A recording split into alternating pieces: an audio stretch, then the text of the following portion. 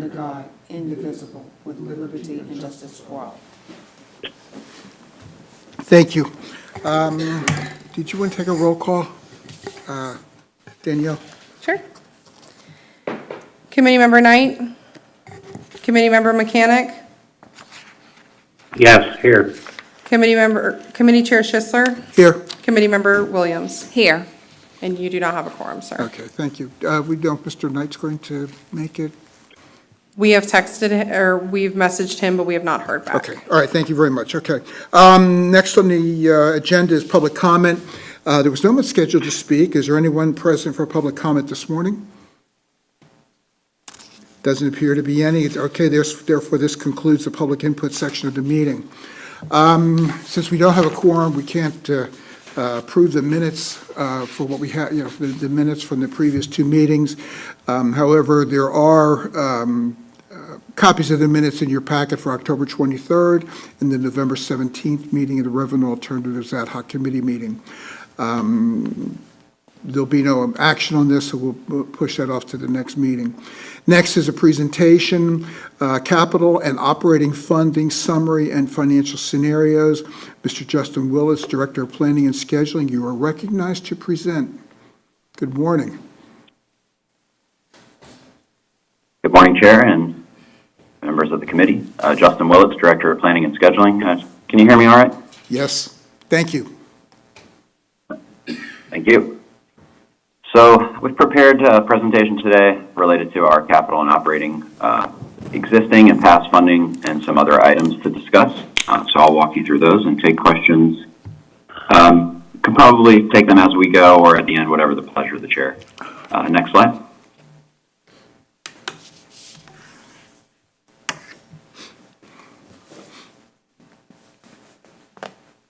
So the agenda is, as I stated, the current and historic funding sources for both capital and operating, our anticipated budgets with some recent updates for the next fiscal. Some of our capital funding options, both past and present, and some financial scenarios based on an update to our status quo funding needs and the FDOT study funding needs, and based on the work InfraStrategies did over the last few years and related to the financial model that most of you are familiar with. Next slide. So our existing operating revenues, as most of us are familiar with, are the ad valorem $500,000 that is budgeted for FY24 at $72 million, followed by mostly federal and state operating grants, fair revenues, and various local contributions, advertising income, and other sources. Next slide. Looking at the peers that were identified in the FDOT study, we broke out some of the funding sources a little bit differently to kind of show where we stand with our local funding commitment, which is really the ad valorem. So that local funding commitment here is, our local funding source is identified with the blue bar, and kind of compare other local funding sources across those peers. And that is on a per capita basis, basically saying we generate local revenue at $35 per capita as compared to, say, Palm Beach at $50, PSTA at $51, and so on and so forth. And then you can see the state funding per capita in orange and the federal funding per capita in gray there to give you an idea of the scale. Next slide. Some of our past funding sources, starting with the Board of County Commissioners. In 2018 and I believe 2019, there was a commitment to fund certain operations after the service cuts in 2017. It was about a 10 to a 15% service cut, I believe, before I arrived at HART. And the county stepped up to fund some of those services to maintain a higher level of service on some of those corridors. Those are all listed there. We generated numbers of the impact of those funds associated with ridership increases in some of the improved corridors, and that's what you see displayed. That funding ceased in 2019, and the county has not since funded any transit operations out of their general revenue or any other revenue the county gets. One of the other important capital expenditures the county did make associated with the current 30-year CIT that is set to expire in 2026 was a $31 million investment in the Nebraska Avenue corridor, which was associated with the stations, sidewalk, roadway, and signalization prioritization, transit signal priority, if you will, that was implemented on that corridor, funded in 2006 and constructed in 2012, 2013. That project actually came in under budget, and HART sent somewhere in the range of $5 to $6 million back to the county. And that investment has, the majority of those stations are still in service today, and the service is still one of our top 4 highest ridership corridors. Next slide.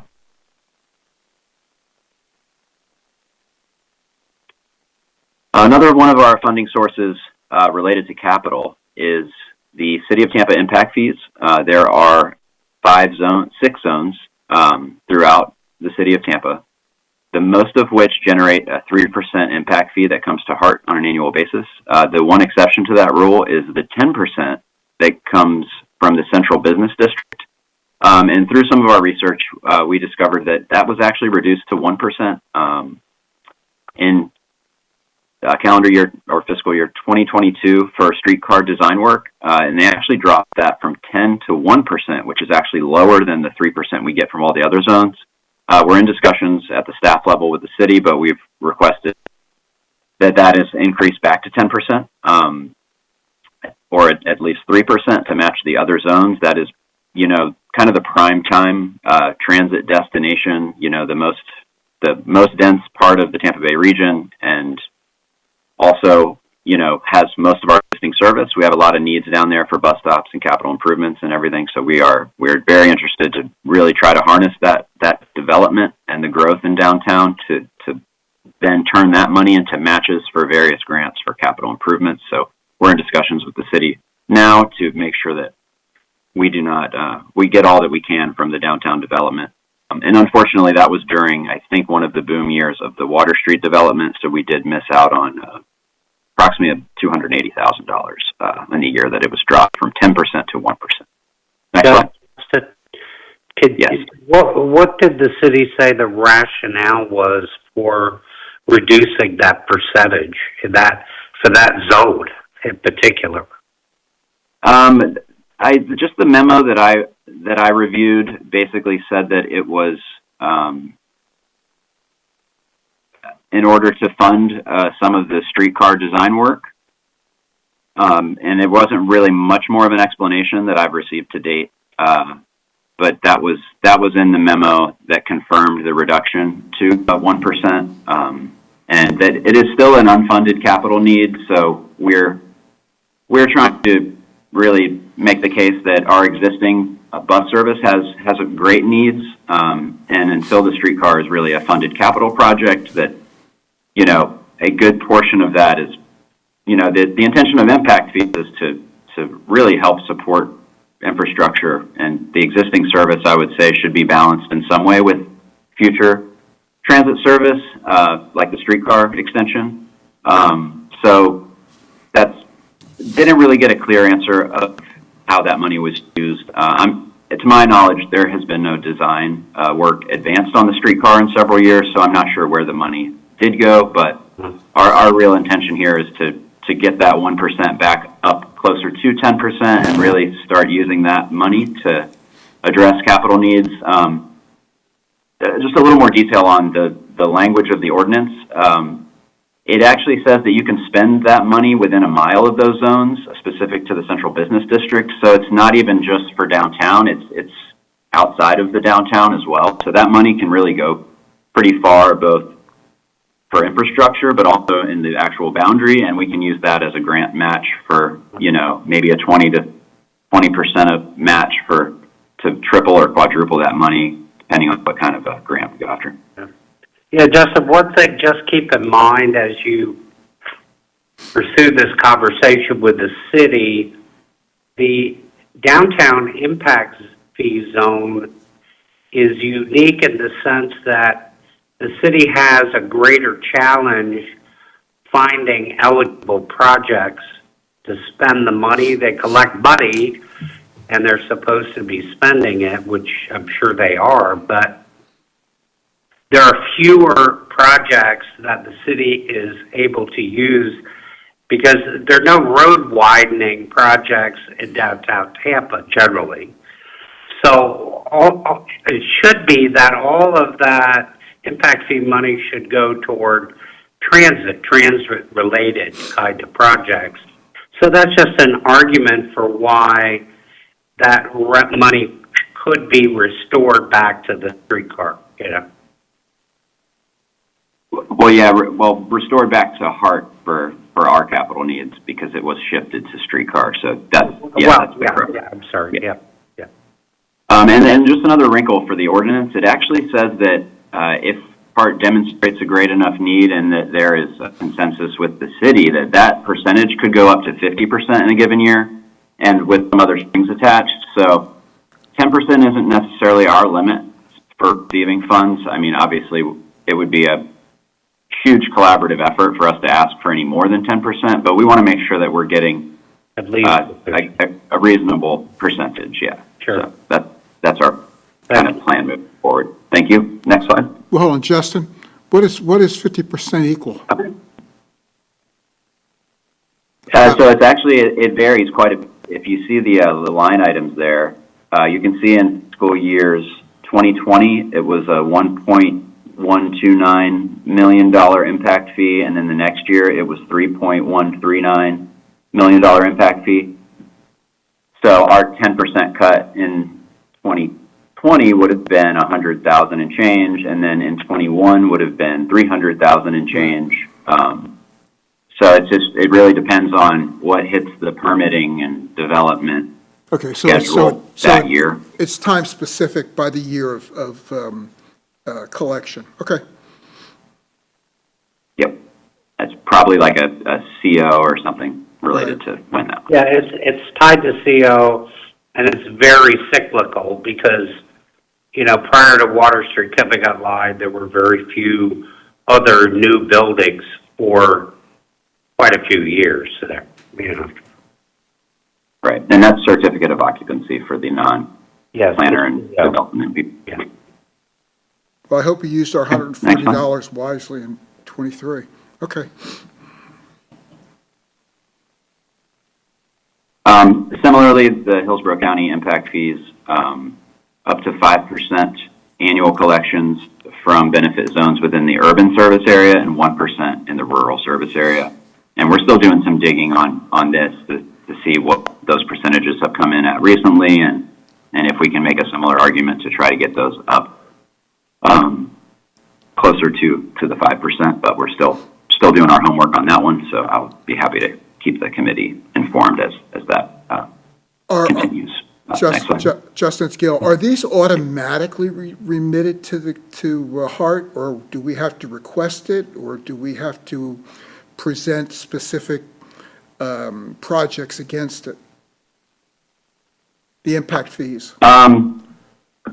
So I know that for the city, for example, we have to present an annual list of projects, and then they agree to that list. The county, I believe, is a similar process. I'm not sure if Linda or somebody from project management is on that could elaborate on that, but I think I need to get back to you on that because the county's process is slightly different, and I'm still working with the project management office in the capital side of the building to understand that dynamic a little bit more. I'm more familiar with some of the city processes than the county at this point. And I could add that I know PMO, a lot of the impact fees do fund the amenities, the transit shelters, and stuff like that, so. Okay, Chair, may I comment? yeah, please. And does the reduction automatically happen, or do they present the reduction to us and then we go through the process, or how does that happen? How do we encounter a reduction and then we're in this position today so that we can mitigate that going forward? And I would say, if I could, Well, for this, and Justin, you can finish, but I would say that would be a great question, because we just found this out back in 2022. We didn't know how this came about, so we're actually digging into that and seeing how'd that actually come about to us to accept the reduction to that point. So, Okay. Justin, I don't know if you want to add anything. That's why No, that's why the we're city doing this. example, Picking through rocks and stones Yeah. and everything else. yeah, precisely. The city reduction was something approved by the, through a memo from the mobility department at the city to the previous CEO to reduce from 10% to 1%. As far as the county process is something that I'm still digging into, so I don't want to speculate further on how that percentage is set and if it is less than 5%. So I'll be happy to report back, and I can put together a simple memo on the two processes for the county and the city impact fees, if that would benefit the committee. I think that understanding the processes Yeah. for the reduction and how we increase them as well is going to be beneficial for how we manage and our expectation as we move forward. Good. Sure. Excellent. Okay, next slide.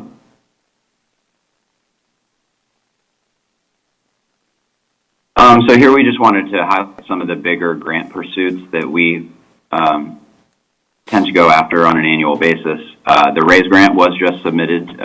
Applause for the team for getting that submitted last week for the heavy maintenance facility, but that's a big funding source federally. Phase 1 was submitted last week.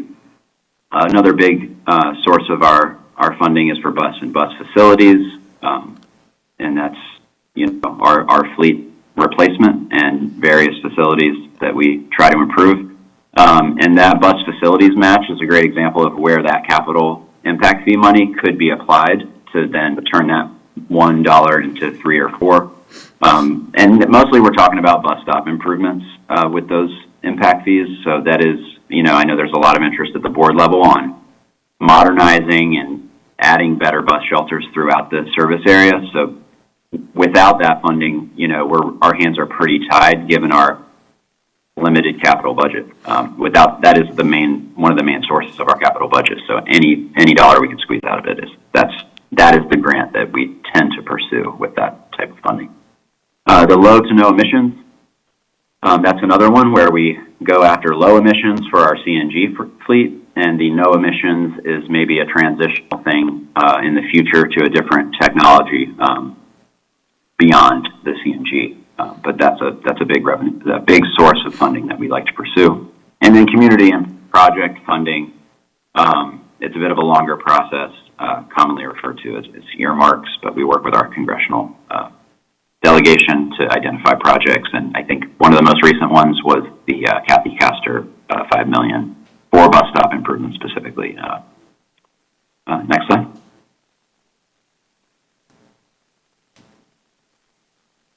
So one of our other grant pursuits, I was really hoping to know about this award by this time, but I think it's going to be probably middle of March. But the Bus Rapid Transit Project, and this is for the station, roadway, and site work and vertical station elements associated with the BRT project shown on your right. That was a $45 million grant application through the Reconnecting Communities and Neighborhoods under the U.S. DOT. And again, we're hoping to hear about that next month.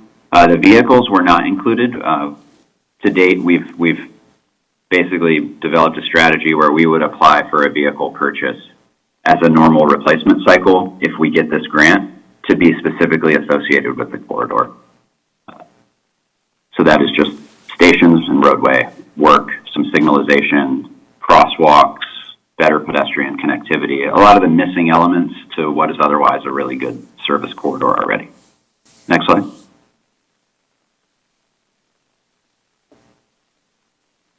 Some of the additional funding pursuits we're working with the City of Tampa on is exploring primarily CRA funding, but obviously we're open to any additional operating or capital funding that the city might be willing to entertain.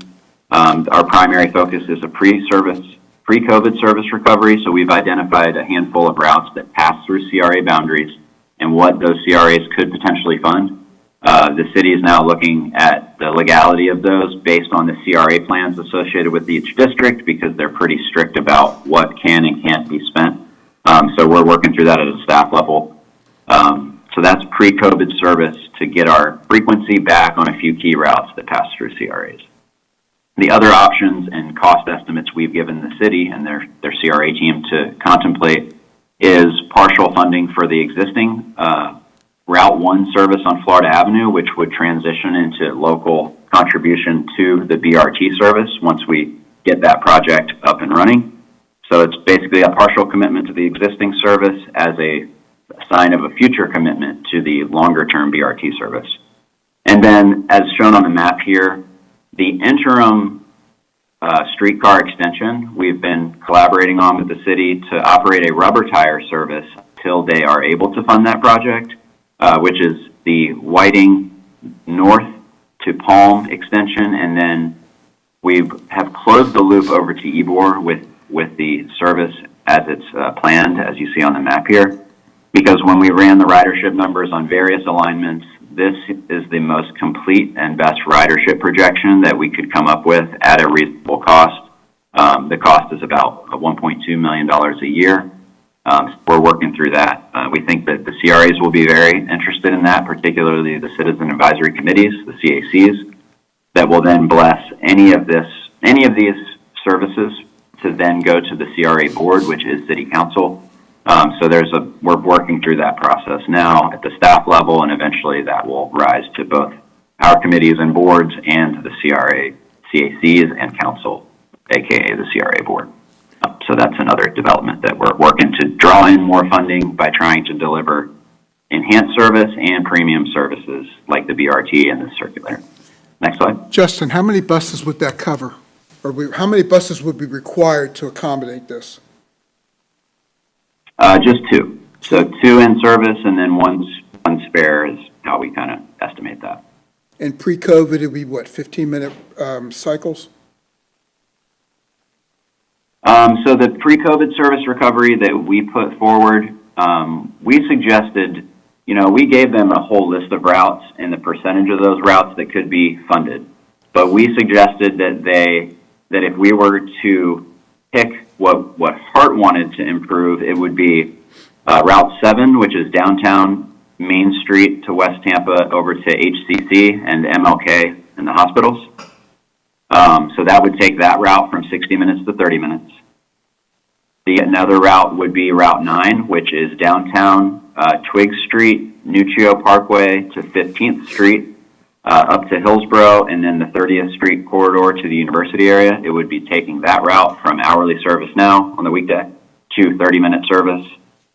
And then the third route we proposed was Route 12 on 22nd Street in East Tampa. That's downtown 22nd Street all the way to university area, and improving that route from 30 minutes to 20 minutes.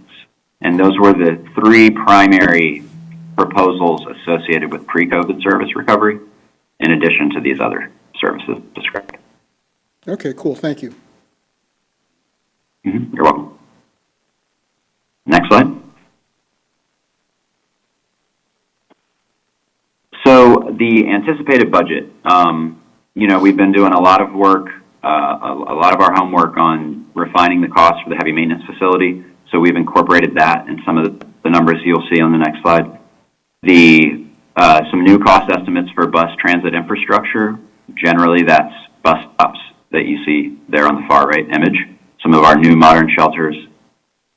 We've incorporated a more conservative assumption for the competitive grants. And the reason that we've done that is they are hyper-competitive grants that we're pursuing. The RAISE grant, bus and bus facilities.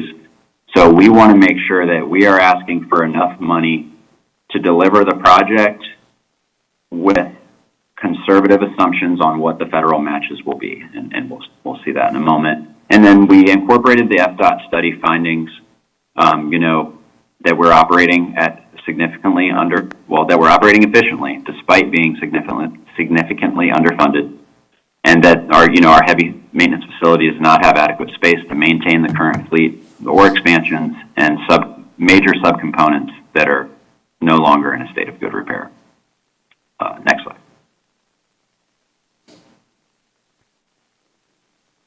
So the 2 financial scenarios that you'll see here is our baseline service and our capital funding needs.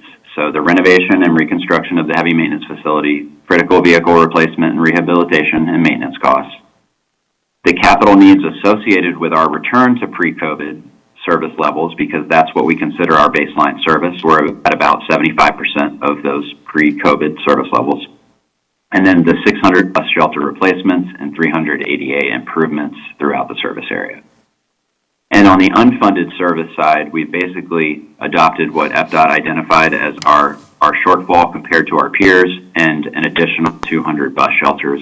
And this actually feeds nicely into our TDP effort. As a state requirement of the Transit Development Plan, we are required to have an unfunded needs list. So that unfunded scenario is something that we already do. We just have a little bit more of a sense of what that need is based on the FDOT study.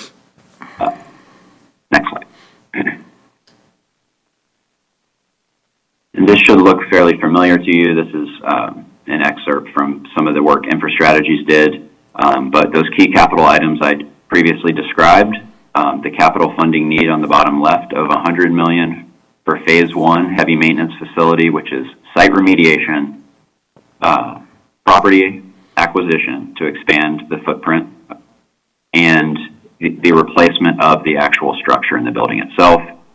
And then the annual commitment of $20 million a year is what we really need to be in a state of good repair. The $20 million a year includes revenue vehicles and maintenance, bus stops and shelters, and the modernization of those shelters with modern amenities like real-time arrival and that sort of thing. Next slide. Did I hear someone try to chime in? No. No. All right. Thank you. And then if we were to expand a service, based on the FDOT study findings, the number for the heavy maintenance facility remains the same because that is still just the facility cost. And then the capital needs for an expanded service would be double from $20 to $40 million a year, based on primarily associated with bus replacements, but the 200 new bus shelters are also folded into that cost as well. So the simplest way to put that. Next one.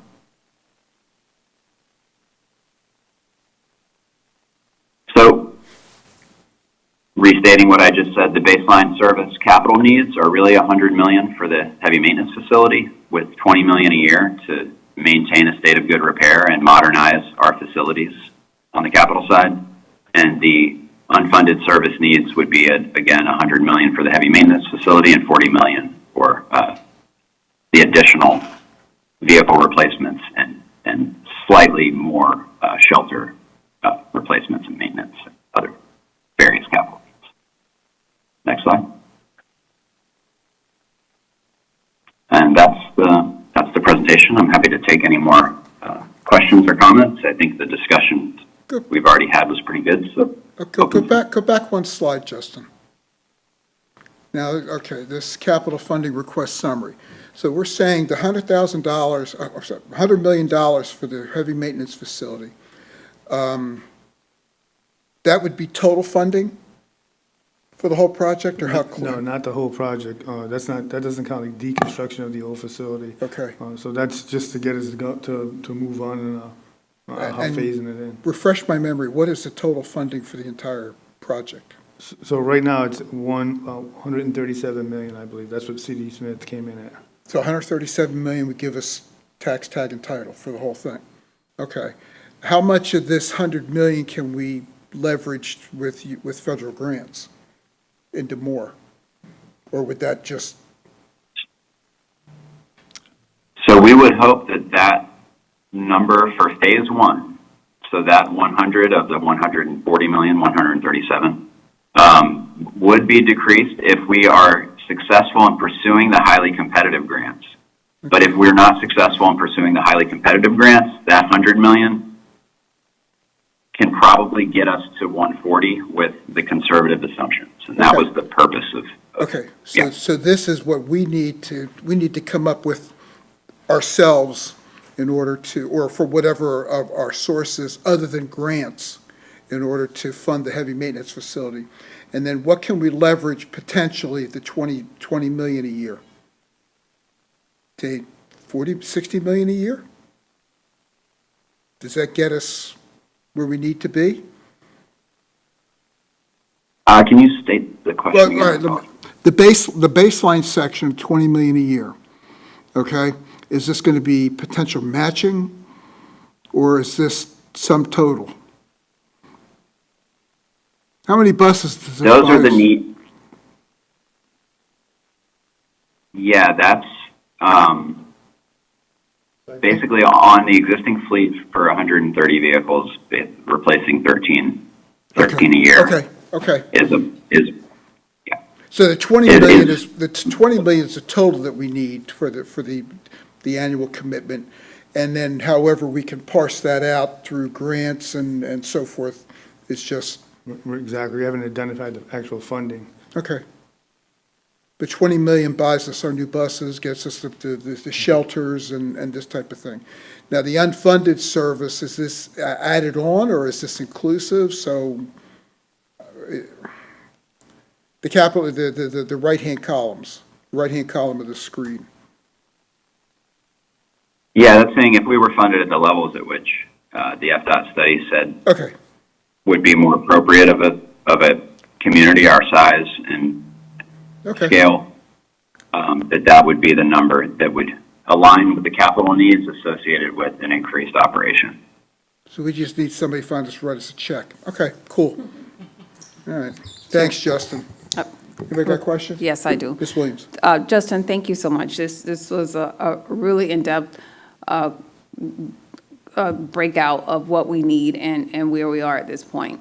I do have I don't want to oversimplify this, but, so the purpose of what you presented was to provide us, an overview of our financials. And it's my understanding that we are doing this to get to 15 minutes for every bus. I mean, just to ultimately, what is the purpose? Because first, this is an overview of our financials, but what is our mission? Is it to get us to every bus 15, at So 15 minutes? We're using our pre-COVID service as a baseline. What we want to do now, though, is with the COA, to make sure that the ridership and all that baseline is we're going to get that return on investment. So doing the COA now is going to tell us where, so a pre-COVID service would cost us annually about $22 million. And that gets us a majority of our frequency from an hour to 30 minutes and some 20 minutes. But again, that's $22 million annually on top of what we're doing now. That's another 40 buses that we put on the road. But with the HART study coming out and the COA, that's kind of really going to direct us to where we're going to get the biggest bang for our buck when it comes to the service. Okay, so from my standpoint, I think the transportation tax is coming up, right? And we want to make sure we educate the community on why we need to do what we're doing. And I think we need to really simplify why we need to do what we're doing. And this is an example of a very in-depth understanding of how we're utilizing our funds and why we need to ask for additional funds and grants and so forth. But I think we also need to make sure that we understand the level of depth that's necessary to get there. But from a community standpoint, we've got to simplify what it is we want to happen. And for people to get behind what we're doing, I would suggest that we simplify it and say, we need to do this because we want to whatever X is. And if we want every person to get on a bus and a bus to arrive every X minutes, that is our goal. It's going to take us time to get there, but if we don't start here, we're never going to get there. And as the referendum is about to, we're starting to talk about that and it's coming up quickly, we've got to simplify why we need to do what we're doing. That's my recommendation as we do these things and move forward. Unfortunately, there's nothing pending. No, there are no referendums pending for Right, I understand. transportation. And like the last time it kept getting hijacked by, Right. taxes for rails, and we said it was going to be light rail and everything, which never really was the case. Right. okay? But the conversation got hijacked towards that. And it was even stated here at the last board meeting, or, I'm sorry, the workshop. Yeah. That, yeah, we're not interested, by one of our own members, we're not interested in taxes for rail.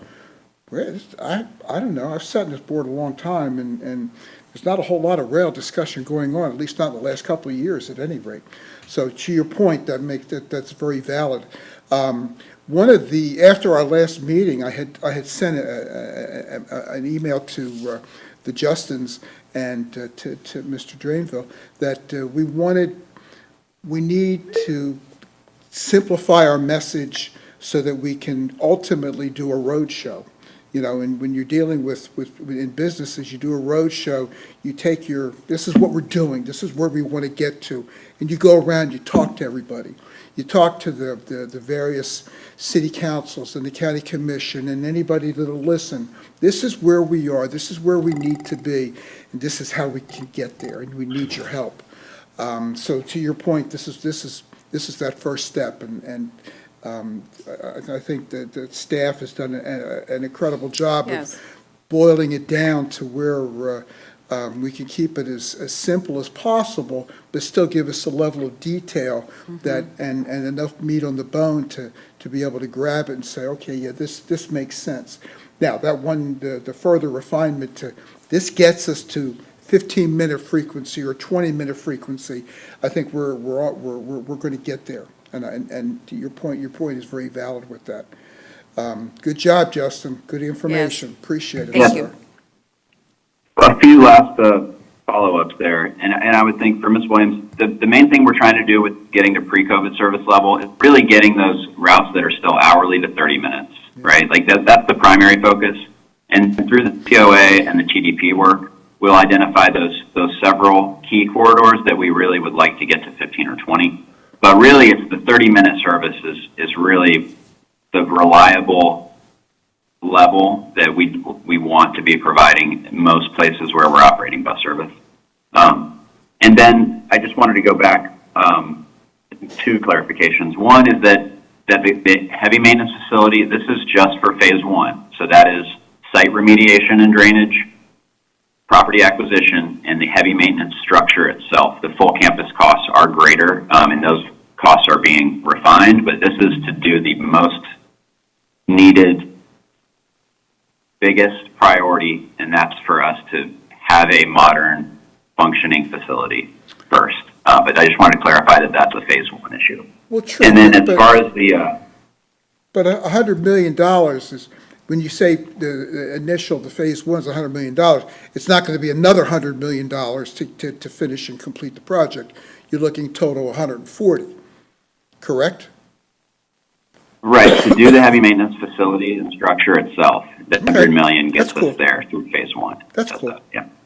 And then, and just to go back at the genesis of this presentation, one of the things I think when the Revenue Alternatives Ad Hoc Committee was created, or maybe in a subsequent conversation, when I first came to HART are we doing everything we can to get partners funding and out of our existing revenue sources? So that's what generated a lot of that CIT review. I'm sorry, not CIT.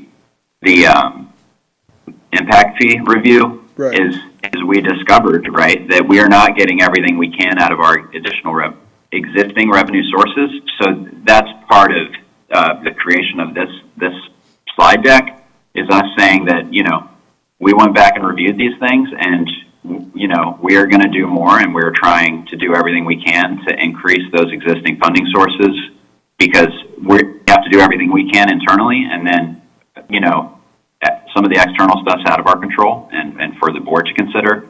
But as far as staff is concerned, that we're unturning every rock and looking in the cushions and that sort of thing. So thank you all for your time. Wait a minute, That's all I have. Justin, one more question. Once the time period is closed, we cannot go back, but when they cut us from 10 to 1, can we go back and request them to increase it to 10? Or is that done, it's done? On the impact fees? I'll have to get back to you after review with finance and Those are budget. conversations we're having with the city now. Okay, all right, good, because, it is what it is, but it's, if there is an opportunity to go back and recoup some of that. That'd be nice. Okay. No, I think this is a good exercise. Thank you very much. And I think I just wanted to clear one other thing to Ms. Williams' point is when we do our roadshow, if you will, a lot of the challenges we face is it's strictly, they kind of point out it's strictly to a capital, right? No one wants to talk about operating. So this presentation is really, if we're getting, the money we're seeking is always trying to push to the capital side, and that's why we have these presentations on the capital side. So the challenge is going to be to get annual operating funds. That's going to be our challenge.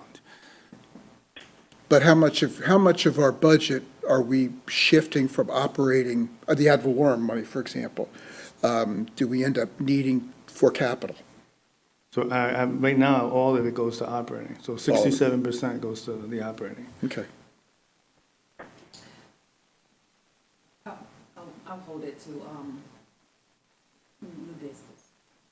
Okay. Okay. Any other questions? David, did you have any questions for Justin or anybody? No, I got all mine answered. Okay, good. All right, cool. Thank you very much, Justin. Thank you, Justin. Thank you. Okay, next agenda item is a discussion by Ms. McLean, General Counsel. Ms. McLean, you are recognized. Good morning, Commissioner, Director, and committee. I don't know if we have anybody from Holland and Knight on as well. I haven't. So I'm going to jump in the deep end of the pool and start to swim. Okay. What this item is identified, and we've had conversations internally, was to identify what the process is and the date line would be for potentially increasing the ad valorem taxation. So what I have done is I didn't put any writing because I know we were all just talking about this hypothetically, and there was some discussion about being sensitive to legislative atmosphere as far as considering additional ad valorem. So everything that I have is going to be presented to you verbally. I spoke with the supervisor of elections, and in order for us to put something on the ballot this year, we would have to have something supervisor of elections for ballot language by August 20th. That's the primary date. So I want to start just with that, and then I want to fill in the actions that we would need to take. Under the statute and the charter, each of the members would have to approve the increase in the ad valorem. But that would also require an amendment to the charter, because right now we have a half a mil as the cap in the charter, even though the statute allows you to go up to 3 mils. So the initiative would require the amendment to the charter and an approval by each of the members, by their legislative body, council or commission, to approve the ballot language going on for this year. There was a memo that was distributed. I know that we had conversation in a previous committee meeting that had been distributed by David Smith in 2020 that set forth what that process was. And then I revisited it recently, and in 22, the legislature added an additional requirement that the ballot language be included on the ballot for that of a general election, which is defined as one that would be placed on the first Monday the first Tuesday or the first Monday in November in even numbered years. So this year could potentially be an opportunity for the placement of this request onto the ballot. To do that, though, so we're in the beginning of March, essentially, we would have to prepare that language, have the board approve it, and then go to each of the members and have each of the members approve it. Then we would present that to the supervisor of elections to have that placed on the ballot, and then the majority of the electorate within each of those jurisdictions would have to approve it. So you've got a number of steps to go forward in order to arrive at that place where you might be able to have an increase in your ad valorem. I want to stop there in case there's any questions just in that alone. Just to clarify one part of that, each jurisdiction or each member's geographical voter base would have to approve it. In other words, say it passed in Hillsborough County, Temple Terrace, or failed in Temple Terrace and passed in Tampa and Hillsborough County, would the overall referendum fail, or would it just be in just the general population? It would have to be within the jurisdiction, and in this instance, it would cover, it would be in the Hillsborough County and City of Tampa and Temple Terrace. So their jurisdictions, the majority of them would have to approve it and for it to go forward. Individually, then? Well, it would be placed on the ballots in those jurisdictions, so. Oh, okay, maybe, Yes, maybe I'm muddying the the waters. majority of the majority of each of those jurisdictions, yes. So if Temple Terrace voters rejected it, then it would, the whole thing would fail individually, not as opposed to all the Hillsborough County body of electorate. Does that make, Yes, does I my was question make actually sense? Yes, because I actually raised that question to David Smith today as I kept rereading the charter. It seemed to me like there was an opportunity, like, for instance, and I'll just for an example, not that I'm picking on them, but let's just say that, Temple Terrace decided that it wasn't going to approve it. Then how could the other jurisdictions move forward because they had approved the increase? And as I read the charter, I think that there is an alternative method of payment for that particular member who doesn't have the ad valorem imposed within the jurisdiction. But David had a pre-existing appointment, and he apologized. He was going to be able to attend when we were going to meet on Monday. So we were having that conversation, and he got called into the appointment. He seemed to think, with just a recall of the charter, that potentially we might lose that member because they wouldn't be able to pay the assessment. So it's something that I need to clarify, but I think when we're looking at the charter that there's at least an authorization for payment for that member. It doesn't make sense to me. It seems to me like that you would have to have all of the jurisdictions approve it in order to impose it across our membership. Okay, thank you. Any questions, anybody so far? Okay. Go ahead, Jan. Sorry to question that, break you up. No, not at all. That's why I stopped.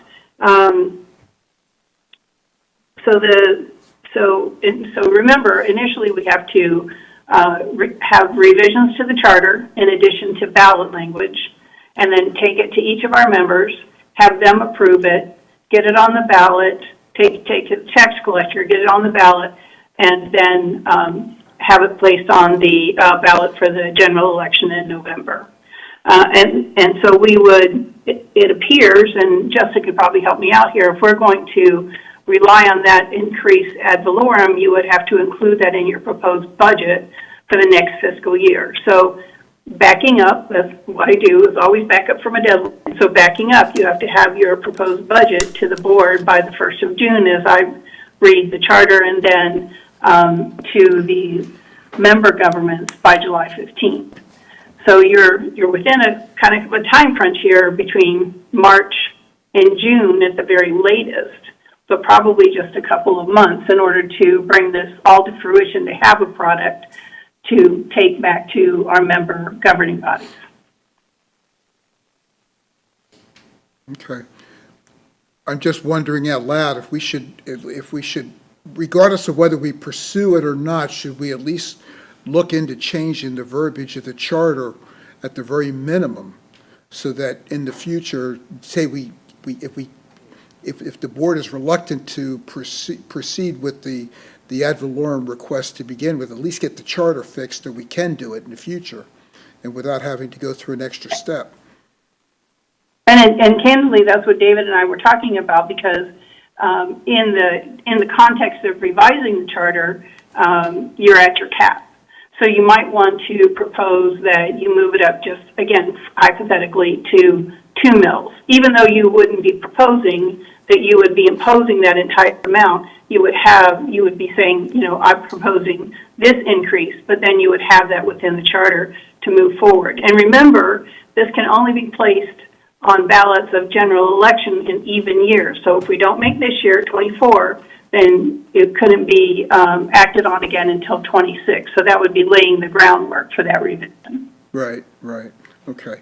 Now, with this, how do we go about changing the charter itself? Is that just a board action? And again, would the individual members have to approve the charter change, or how does that work?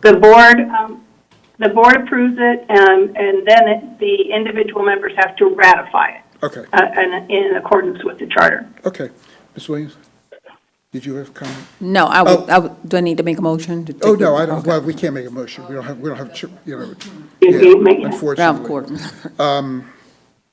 Okay, that's interesting. At the very least, we probably should pursue that. Chairman, can I jump in here? Yeah, David, please.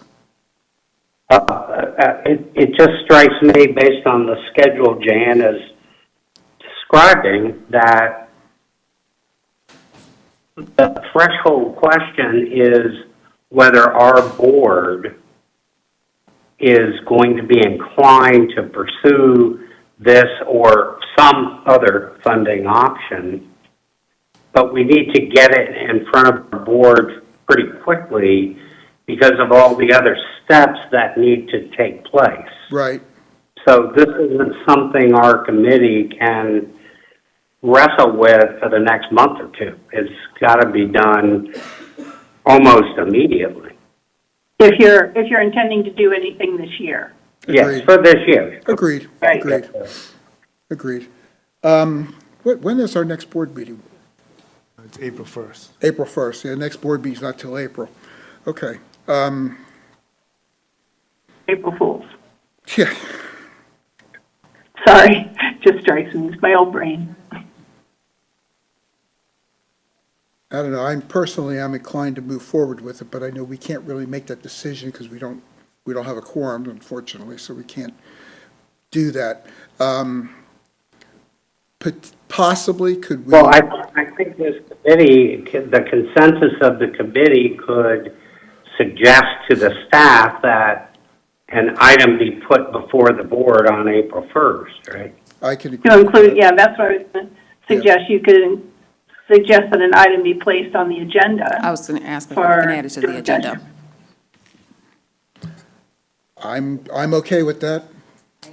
I am as well. David, you okay with that? Sure. I mean, I don't, unless we're going to put this off for 2 years, we need to do this. Yes, you know? I agree. Okay. So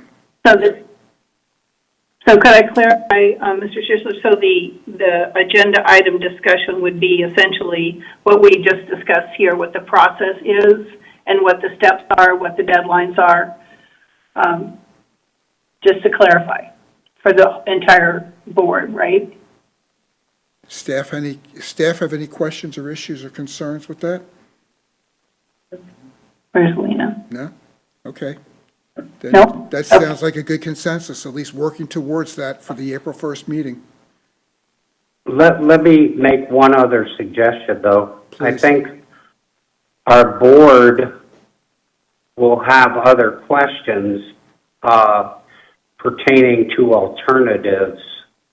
So I would ask if the staff could be prepared to discuss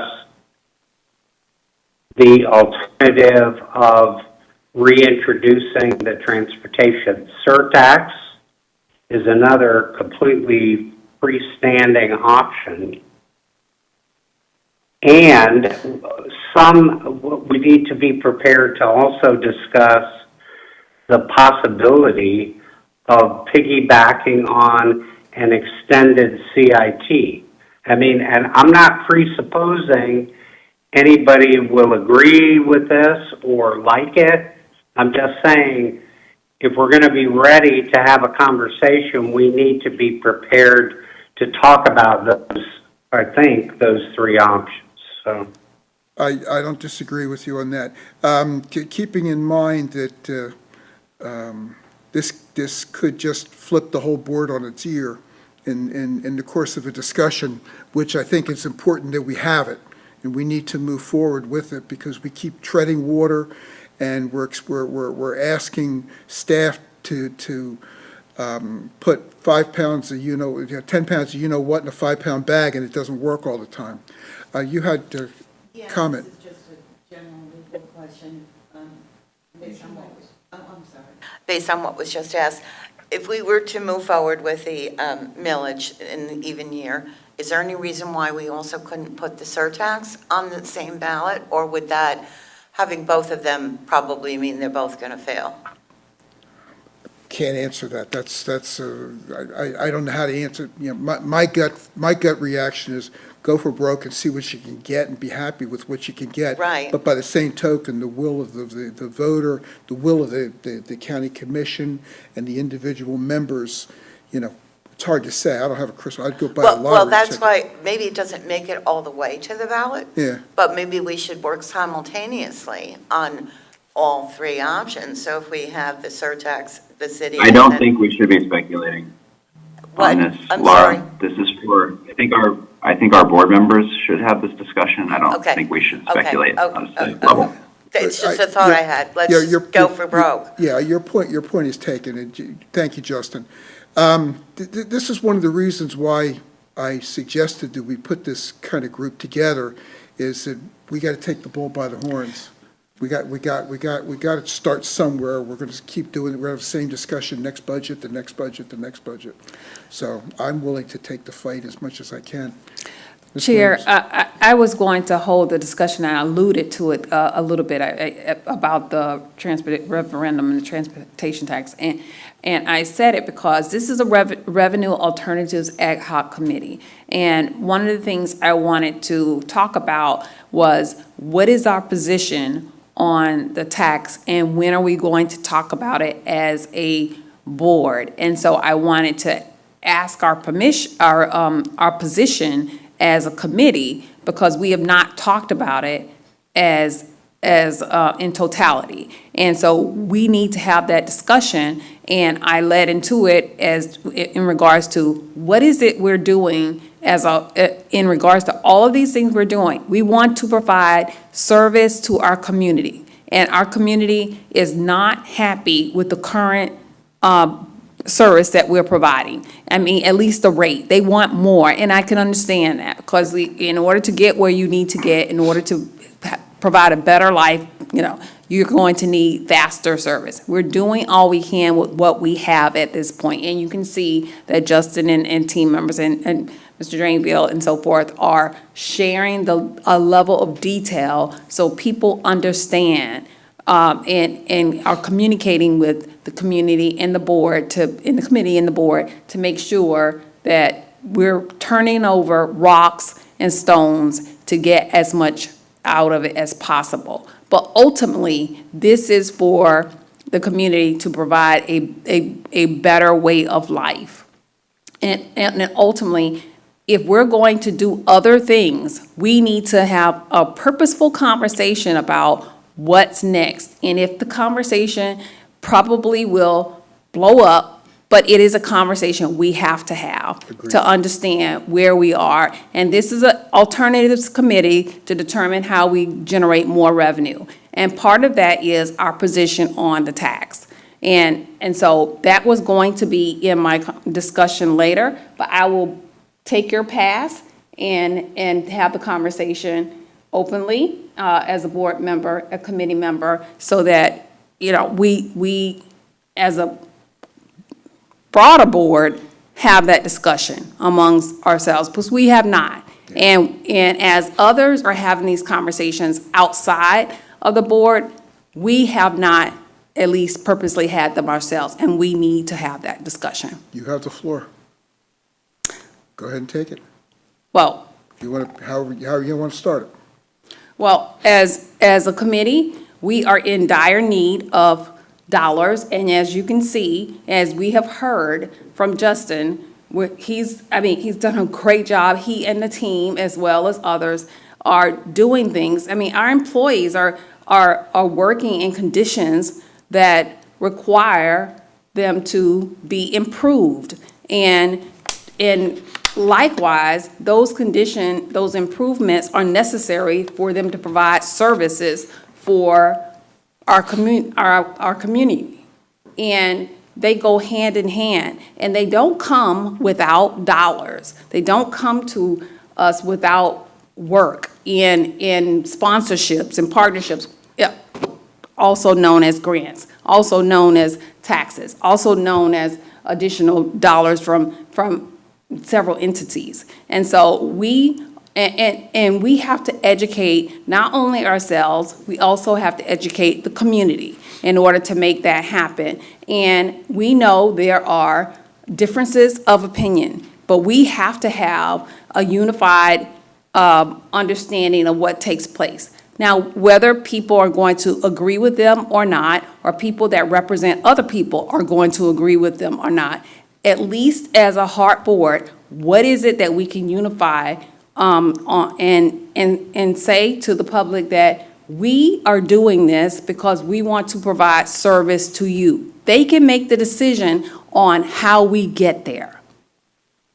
And if we get there, I'll just leave it at that, how we get there. But the goal is, how do we get to 15 minutes per every bus stopping at every bus stop for 15 minutes? It may take 5 years, it may take 10 years, but that is the goal. And if we do nothing, we will never get there. And it has to be just that simple. Now, there are smarter people than me that can share more information than what I just said and how I said it. But ultimately, we have to have that conversation as a board from a dollar perspective. And quite frankly, I'm not trying to lean one way or the other. The conversation has to be had. And the other aspect of it is, we have to educate and make sure that we as a board are on one page. Although we may have difference of opinion, but we have to align on our mission. Where is it? HART takes people to the places that enhance their lives. Are we enhancing most of 80% of our community's lives? 70%, 60%? Whatever it is. Whatever that number is. We have to answer that question, because that's what our role is sitting at this table. Okay. And I go to bed every night thinking about what we're doing and our responsibility, and we shouldn't take it lightly. Agreed. Okay, I'll pass it back. Thank you. Thank you. When's the COA going to be done? Any idea? Actually, we're working on the scope now, so it'll be a few months. It'll be a few months. I'm sorry, what was the question? When will the COA be done, the study that they're doing? Okay. That was one of the recommendations of the FDOT report, to where we are, where we need to be, that type of thing. Okay, but I think we have a pretty good consensus that we want to bring this forward in the April 1st meeting, that at least we need the board thinking along these lines. The ad valorem, some type of sharing a CIT, without stepping on legislative toes and this type of thing. So it gives us, 4 weeks to put together our own internal roadshow, so to make a presentation. I'm not sure how we would work that into the agenda. I'm sure that there are far greater minds than mine to know where that would go. So we agree, we're in consensus to bring it up to the April 1st board meeting to move forward with it, because time is of the essence. Even portions of it, even we don't go to referendum this cycle, at least we get the groundwork laid so that for the next referendum cycle, we're in a position to move forward, because right now, we're going backwards. So as far as all that goes. You agree, David? Yeah, I'm You agree, Ms. fine with Williams? it. I do. I agree I agree. also. Okay. Mr. Drainville, any comments? No, I'm good.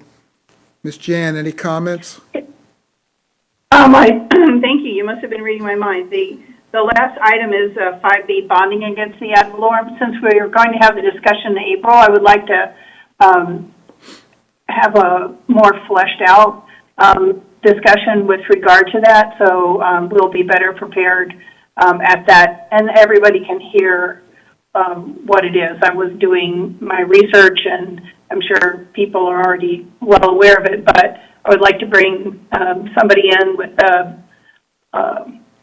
in-depth bonding experience to help us out in that presentation, if that would be all right with the committee. I think so, yes, I believe so. One of the good things about HART is we really essentially have no debt. So that's good. That's a good thing. So if we can, the bonding is nice, but you got to pay that back eventually. So anyway, but that's just a personal opinion, and it doesn't sway my beliefs, and we need to do everything we can to perpetuate our mission and make it better and get it to the next level so that we can truly be a dynamic big city, which is what we're trying to be. Okay, any other questions of our attorney, general counsel? New business, other than, new business, it's need to discuss. Our next meeting will be in the frequency of committee meetings in the future. Staff has suggested the ad hoc meeting meet bi-monthly or an as-needed basis. With us taking the initial comments or initial steps to the full board on April 1st, I think we'll just delay any action on this type of a thing until then. It might be beneficial for us to meet one more time before the board meeting. Is everybody available towards the end of March if we need to do that, if staff can be ready for that? I am. Yes, so, we can coordinate. okay. We can coordinate Yeah. calendars. I think that spring break for everybody and their kids is in the next 2 weeks, or 2.5 weeks. So if staff has anything they want to bring back to us so that we're all on the same page and for the board meeting in April 1st, that would be good. Is there any old business? Anybody got any parting comments that they'd like to make? I'd like to make a parting comment. Yes. Thank you. The Freedom Fighters bus, I just saw that on the way in, although I know that I saw it earlier in the month, but today's the February 29th, and I just want to acknowledge and recognize HART for the fact that that was a selection that was placed on the bus. And I can tell you that it is very educational. And if we can do more of those, I think that would be very good for our community. And I just give you guys kudos. I mean, so many people have asked questions and talked about that. And the fact that it was a diverse element far beyond Black history, but included Black history, where there was more people getting together and revolutionize transportation, was just phenomenal. So I just very, very, I get chill bumps, just very, very just proud of what you guys have done. And I've seen a lot of things on the buses that have been wrapped, and that was phenomenal and a proud moment. And like to see more of those as we go throughout the year. Thanks. And thank you very much. I know staff really appreciates your comments. Thank you. Yeah, it was very good. Okay. Any other comments? David, you got anything? No. Okay. Thank you, everyone. Have a good, this meeting is adjourned. Have a good afternoon. Thank you. Bye, everyone. Bye-bye.